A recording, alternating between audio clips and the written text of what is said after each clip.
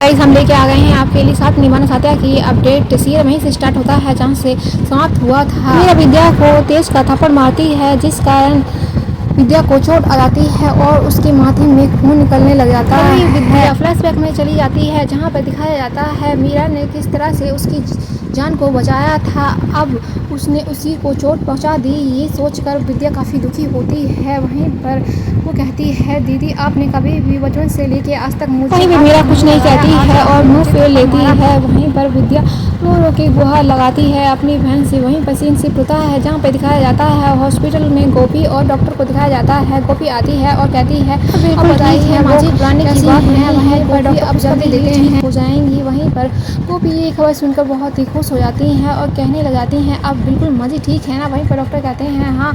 Doctor गोपी से कहते हैं टेंशन की गोपी जी आपको स्माइल करनी चाहिए। अब आंटी जी बिल्कुल ठीक हैं और आंटी जी ने मुझे बताया था कि आप बहुत ही बहादुर हैं। पूरे घर वालों को आप ही तसल्ली देती थी और आप ही इतना घबरा जाओगी तो क्या होगा। वहीं पर गोपी भी खुश हो जाती है माँ जी के ठीक होने से और कहने लग जाती है अब डॉक्टर जी माँ जी बिल्कुल ठीक हो गए हैं। ये तो बहुत ही अच्छी बात है। इतने में ही हॉस्पिटल में उर्मिला आ जाती है और गोपी के पास आती हैं और कहती हैं डिकरा तो ठीक है। वहीं पर गोपी कहती है हाँ गोपी मामी मैं ठीक हूँ आप बताइए। वहीं पर सोना भी उसके साथ आती होती है उनको पूछने लग जाती है आप कैसी हैं मामी। वहीं पर गोपी से कहती हैं डिकरा मैं बिल्कुल ठीक हूँ तुम बताओ कैसी हो। वहीं पर डॉक्टर साहब और गोपी खड़ी हुई होती हैं। गोपी भी कहती है जी मामी मैं बिल्कुल ठीक हूँ आप बताइए। वहीं पर सोना को वो देखती है और आशीर्वाद सोना बेटा क्या तुम प्रेग्नेंट हो। वहीं पर गोपी बहुत ही खुश हो जाती है कहने लग जाती है ये तो बहुत ही अच्छी बात है। वहीं पर सोना कहती है हाँ माँ पर मैं पहली बार माँ नहीं बन रही हूँ। सोना भी बहुत खुश हो जाती है दो बच्चे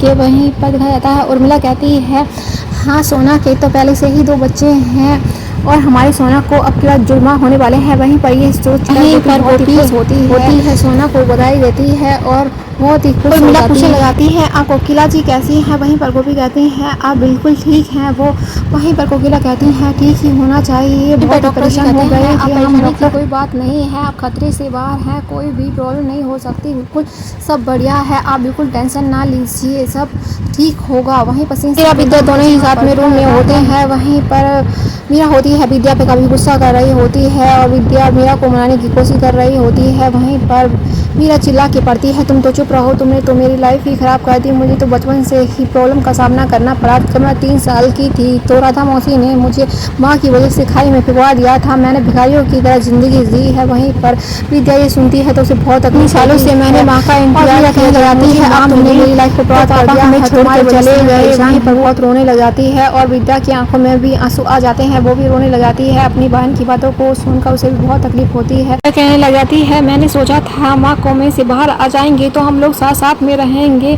कम से कम माँ तो मेरे पास में रहेंगी पर ना वो होश में आई तो उन्होंने शादी कर ली और वो मुझे छोड़कर चली गई। मैं तो अनाथ की अनाथ ही रह गई। मेरी तो पहली जैसी ही लाइफ हो गई। तभी तुम कुछ नहीं बचा मेरी जिंदगी में जो कुछ बच्चा था वो तुमने छीन लिया विद्या।